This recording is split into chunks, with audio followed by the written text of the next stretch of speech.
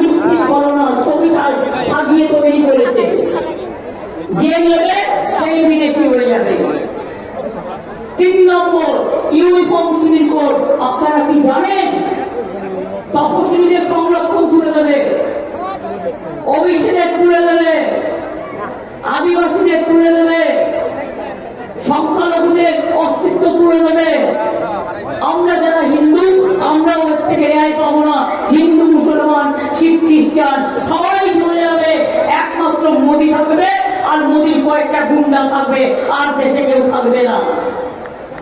আজকে ভয় পেয়েছে, তাই মিথ্যে কথাটা আগে বলছে যে মুসলিমরা নাকি তপশিলীদের সব সংরক্ষণ কেড়ে